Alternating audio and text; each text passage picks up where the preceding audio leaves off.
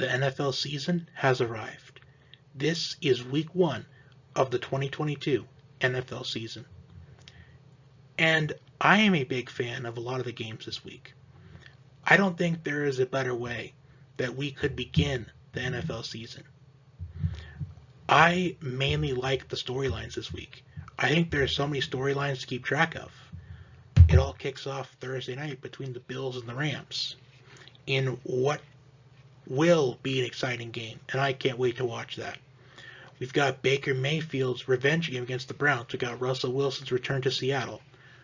We have got Doug Peterson's return to coaching. Carson Wentz going up against Doug Peterson, his former coach. We have got division rivals going at it. We've got the Saints, Falcons, Steelers, Bengals, Packers, Vikings, Raiders, and the Chargers. As last time these two teams squared off against each other, it was arguably the game of the season. A wild finish that ultimately ended up in a Raiders victory that put them in the playoffs. We've got the Buccaneers and the Cowboys. Overall, exciting action this week in the NFL. So without further ado, let's get to the week 1 NFL predictions. Kicking things off with Thursday night football, the Bills and the Rams. The Bills are going to be a little short-handed at secondary as Tre'Davious White will not be playing in this game. But the good news for them, they signed Von Miller in the offseason, as that was the biggest signing in free agency this offseason. The Rams is their potential Super Bowl hangover. And is there concern with Matthew Stafford's elbow going into this season? Not just this game, but the overall season. And Allen Robinson makes his debut with the Rams. This is going to be an exciting one. And the matchup I'm looking forward to within the matchup, Stephon Diggs versus Jalen Ramsey. Arguably the best corner in the league going up against a top 3 receiver in the NFL.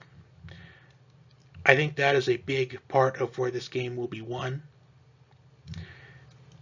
I want to know, will Cooper Kupp have a little bit of regression from last season, as he had one of the best seasons any wide receiver has ever had in NFL history. But with Kirk O'Connell going to Minnesota, what will the Rams offense look like? I think Cooper Kupp is going to have a good season for the Rams, but I don't think it's going to be as good as 2021 was. I think this game is going to be a shootout. I have the Bills winning 34-31. Moving on to the Saints and the Falcons. For the Saints, first game for Dennis Allen as the head coach. He takes over for Sean Payton, who retired in the offseason, but in my opinion, I think it was taking a season off, as I think he will come out of retirement at the end of this season. Michael Thomas is back. So is Jameis Winston. For the Falcons, could the offense be underrated, led by Marcus Mariota? They drafted Desmond Ridder in the 3rd round of April's draft. So I am wondering, will we see Desmond Ridder on the field at some point? And there's still no defense whatsoever. A.J. Terrell seems to be the only bright spot in the Falcons defense. Grady Jarrett too, but that's about it. Other than that, the Falcons, they have no defense. But surprisingly, I do think the Falcons, I think the offense will generate a bit of a spark, but I don't think it will be enough. I have the Saints winning 27-17. The question is, how will Michael Thomas do in his return on the gridiron? Next, Niners and the Bears. Now, I'm going to get this out of the way really quickly. I have the Niners winning this game.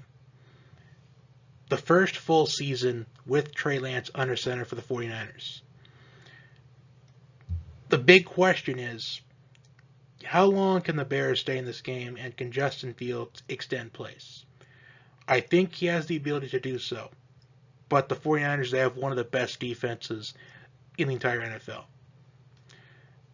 So I think Trey Lance is going to have some growing pains in this game. Yes, he has had some action before as the starting quarterback, but he's now the full-time starter. So I think this game is going to be a bit closer than what everybody thinks. I think everybody will assume that the 49ers, they'll win by a score of 49-10, 49-7, but I think they win by a score of 27-14, and I think Elijah Mitchell, he's going to have a big performance against the Bears as he did last year, 137 yards and a touchdown in last year's matchup. So I think that will be a much closer game than what most people anticipate. Next up, the Steelers and the Bengals. The Steelers got a quarterback upgrade as Ben Roethlisberger retired at the end of last season. Mitch Trubisky is slated to be the starting quarterback for the Steelers. They named him a team captain as well. They took Kenny Pickett in the first round of April's NFL draft. TJ Watt led the NFL in sacks last season with 22.5 sacks. And I have interest in how the Bengals are going to look in this game on Sunday. The last time we saw the Bengals play meaningful football, it was a heartbreaking loss of the Rams in the Super Bowl. Now, they improved their offensive line, as I don't think I have seen a quarterback take so much punishment than Joe Burrow took last year. And with the Bengals' improved offensive line, by improving the offensive line, the assumption would be, okay, the Bengals, they have the offense to make it back to the Super Bowl. Let's assume that they do so. Not necessarily. I think the Bengals, I think they are going to be a playoff team this season, but I just can't see them going back to the Super Bowl this season. But I do think they win this game by a score of 20-17. I think it'll be a low-scoring game, lower scoring than people think. And a bit of a spoiler, I think quite a few of these games are going to be low-scoring, as it is what I do expect considering it is week 1. But the Bengals will be on top in this one. Moving on to the Eagles and the Lions. The Eagles led the NFL in rushing last season. They acquired A.J. Brown on draft night. So not only does Jalen Hurts get a new number 1 target in A.J. Brown, but he is poised for a breakout season. I do, however, expect the Eagles to potentially trade for either Kareem Hunt or Alexander Mattison at the trade deadline. For the Lions, I want to see some fight in this Lions team, because the Lions, they have enough talent on their roster to win more games than what they're supposed to. They have the potential to overachieve. But will they? I think week 1 could potentially be a testament to that. But I do have the Eagles winning by a score of 38-17. I just feel like that the Lions are much better than what they really are. And I'm really rooting for them to have a really solid season, do better than the last season. But we don't really know who's going to do good and who's not going to do well in the first week. The season is 18 weeks long for a reason. Next up, we have New England and Miami. And this is going to be a low-scoring game, I guarantee it. The Patriots have a bad history in Miami. They just can't seem to win in Miami. They lost star cornerback J.C. Jackson to the Chargers in the offseason. The Dolphins, on the other hand, they went all in to make this a prove-it year for Tua. They acquired Tyreek Hill in the offseason. They bring in Mike McDaniel, who has already vocalized that his objective, or one of his objectives, is to get Jalen Waddle more involved in the Dolphins offense. He wants Jalen Waddle to be his Deebo Samuel, to be his Brandon Ayuk. But this is going to be a low-scoring game. I think this is going to be a defensive battle from start to finish. But in the end, New England struggling to win in Miami. I think the struggles continue as the Dolphins win by a score of 14-13. Next up, we have the Ravens and the Jets. The Jets, I can't believe I'm saying this, but the Jets have some potential this season. I think the Jets, they have the potential to fly under the radar. I like what they did in the draft. I feel like they had the best draft of anybody, and I feel like the Ravens, I think they were second or third. So these two teams right here, they had some of the best drafts, if not the best drafts, in the NFL. But it's not about the draft. It's about what you have on the roster overall. And what do the Ravens have on their roster? They have a hungry Lamar Jackson. They have a healthy Lamar Jackson. Even though that there is some contract disputes at the moment, Lamar Jackson is hungry. He wants to have a massive contract extension, and he's going to prove that he deserves one this season. And the Ravens overall, they're a healthier team. And 2021 was a season the Ravens were decimated with injuries. It seemed like every single week a new Raven was on the IR for the entire season. But now the Ravens are a healthier team. I think the Ravens are going to go out and dominate this game 45-10. As far as who's the quarterback for the Jets, whether it's Zach Wilson or Joe Flacco, we are going to find out on Wednesday.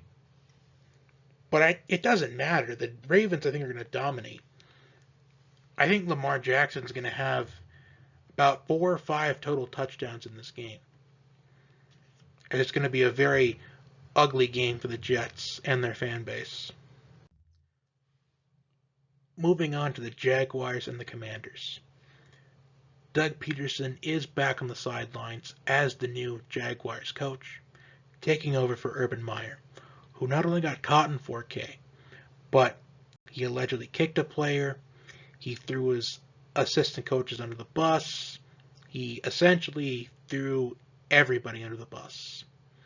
He didn't give James Robinson the carries and the touches that he deserved after a phenomenal 2020 rookie season. And he demonstrated favoritism towards Carlos Hyde while depriving James Robinson of the carries and the touches he deserved. And it was just a disaster. But the Jaguars are looking to turn a new leaf as they bring in Doug Peterson, who has championship pedigree. He's won a Super Bowl. And what better way to have a new life in NFL coaching than to coach a young and upcoming star in Trevor Lawrence. And there's always a quarterback, a second-year quarterback, that makes a giant leap from their rookie season to their second season. We've seen with Patrick Mahomes, we've seen with Lamar Jackson, we've seen with Justin Herbert. Which quarterback in the rookie class is going to make that giant leap? I think it's down to Trevor Lawrence or Trey Lance, but I would lean towards Trevor Lawrence because he has had a full year under his belt, while Trey Lance has only had a handful of games. For the Commanders, Carson Wentz makes his Commander debut after being traded from the Colts, and he goes up against his former coach, the man that made Carson Wentz to what he is today. And this is going to be, in fact, another low-scoring game. I think the Jaguars win this one by a score of 20-14. James Robinson is set to play in this matchup after tearing his Achilles in, I believe it was week 16 last season. Travis Etienne is coming off of an Achilles injury himself. At least I believe it is. If I'm incorrect, let me know in the comments section. So I'm interested to see how much of the carries ETN will get and Robinson will get. Will they both be on the field at the same time? Because supposedly last season they were, well, this was with Urban Meyer, so this is probably irrelevant now, but Travis Etienne was taking reps as a slot receiver. So I wonder if Doug Peterson is going to kind of have some ideas for him. But I have the Jaguars winning by 6. Browns and the Panthers. This is the Baker Mayfield revenge game against the Browns. The Browns acquired Deshaun Watson in the offseason, and Baker Mayfield got sent over to the Panthers. And he came out and said that he is going to blank them up, referring to the Browns. And that is one way to get the attention of the Browns defense, as they are going to be bringing the harassment all game long. I'm talking full-fledged harassment. I would not be surprised if Myles Garrett gave Baker Mayfield a cheap shot at some point in this game, because I really think that something like that will happen. This is also the return of Christian McCaffrey, the return of CMC. And I think this is going to be a low-scoring game as well, because I think both teams are going to be heavily reliant on the running game, especially the Browns. And this game, I think, is going to come down to which team I think runs the ball better. While the Browns, I think, have the better O-line, I think that CMC is going to be able to run the ball better than Nick Chubb in this matchup, as well as Kareem Hunt. And also, the Browns have not won a season opener since 2005. And I think the drought continues. I think the Panthers win by a score of 14-13. Colts and the Texans. For the Colts, the debut of Matt Ryan in a Colts uniform, as this is the third year in a row where the Colts are relying on a veteran quarterback. It started with Phillip Rivers, then Carson Wentz, and now Matt Ryan. For the Texans, well, they had a bad run defense last year. They were towards the back of the pack. And the last thing you want to see in a season opener when you're coming off of a season when you had a bad run defense is JT28. In his 4 career games against the Texans, 75 carries, 462 yards, and 6 touchdowns. To be honest, that is all I need to know about this game, as I expect JT28 to have an absolute feast on that Texans run defense. Colts win 28-14.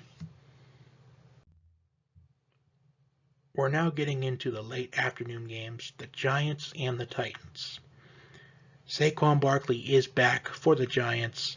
They also upgraded their O-line, and they now have Don Martindale at defensive coordinator, who last season, in fact, the previous 6 seasons, he was the linebackers coach for the Baltimore Ravens.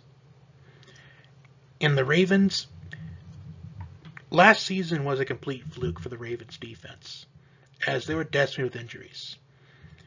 And this is, I believe, a home run high for the Giants. I think the Giants defense is going to be a defense to potentially look out for this season. The Titans, they have lost 4 out of their last 6 season openers. That includes losing 3 straight home openers. So I think this is going to be the big upset of the week. I think the Giants upset the Titans by a score of 24-17. And history is on my side for this. And if I have learned anything, it's to not bet against history repeating itself. Packers and the Vikings, and I cannot wait for this one. For the Packers, who is the new wide receiver 1? Is it Lazard? Is it Doubs? Is it Watson? Or is it somebody else? For the Vikings, the first game for new head coach Kirk O'Connell. And I don't think there is anybody that is more excited than Justin Jefferson. He has come out and said that he cannot wait for this season. He's been watching film, and he sees how Cooper Kupp got wide open all the time last season. So, Justin Jefferson, wide receiver 1 in fantasy season, incoming. The Vikings defense was second in sacks last season with 51. And the big matchup of the day here is Jair Alexander versus Justin Jefferson. Can Justin Jefferson put up a big performance against Alexander? I think that is going to be a deciding impact on who wins the game. Because going back to the not betting against history repeating itself thing, Kirk O'Connell takes over the Vikings, who just designed plays for Cooper Kupp to get wide open all the time. And now it's Justin Jefferson's turn to experience what Cooper Kupp experienced last season. Justin Jefferson goes bananas in this game, and the Vikings win 38-34.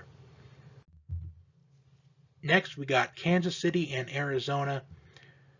Kyler Murray got a big contract in this offseason, and there is a bit of questions about his commitment potentially, as part of the contract said that he is obligated to watch film study for at least 4 hours a day, which that really feels strange to me, considering I would imagine that watching film is pretty much what you do during the week anyways, so that is a bit strange.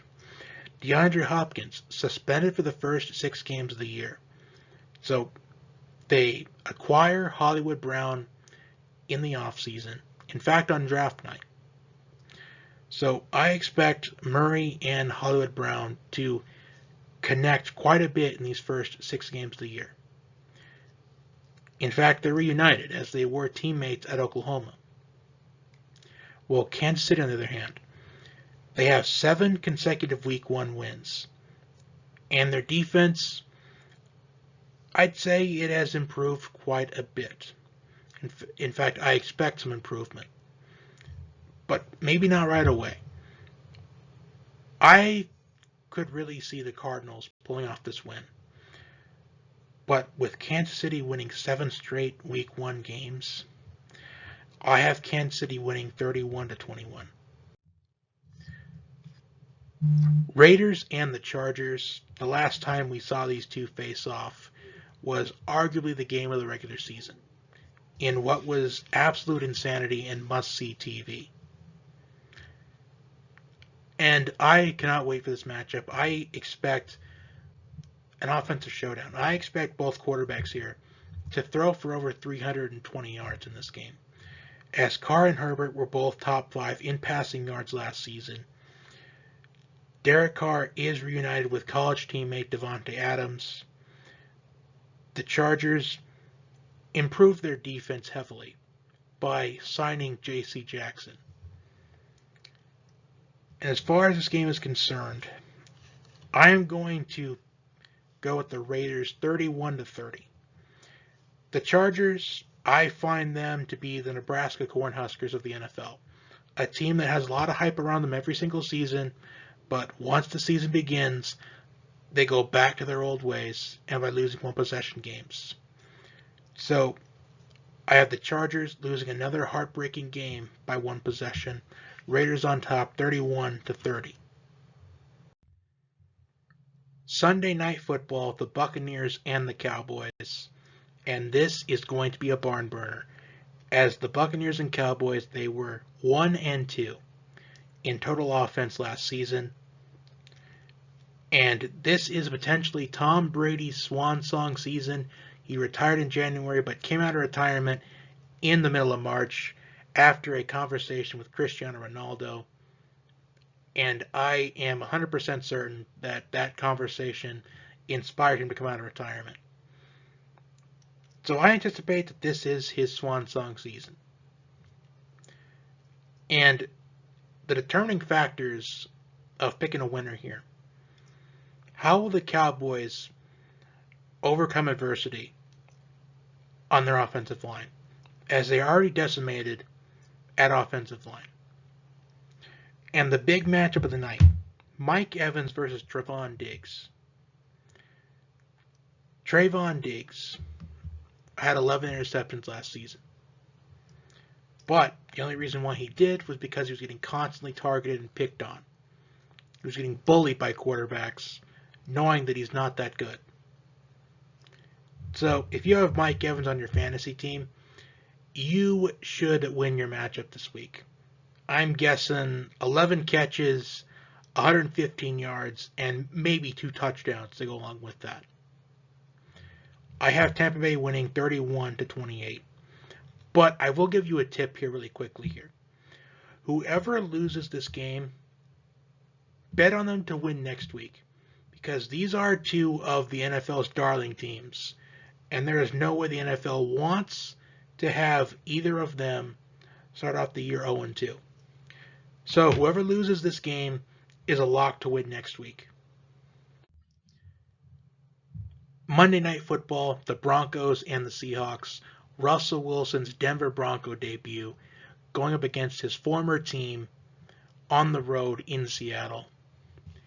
And I am not going to talk too much about this game, as I expect the Broncos to win in dominant fashion. In fact, by a score of 31-10. I just cannot wait to see the Broncos this season. The AFC West is stacked. The Broncos have a load of talent. One of the better defenses in the NFL. And now they get an upgraded quarterback in Russell Wilson. And what Russell Wilson said early June, Broncos country, let's ride. And the ride is going to get off to a fast start. 31-10 victory against Seattle. I think Wilson throws 3, maybe 4 touchdown passes. And maybe 1 or 2 of them go to Cortland Sutton. Maybe the other to Jerry Jeudy. Maybe 1 to Albert O. Who knows? But the Broncos win in dominant fashion. And that will do it for my Week 1 NFL predictions. Like, share, comment, and subscribe. Until next time, have a good day, and enjoy the opening weekend of the NFL season.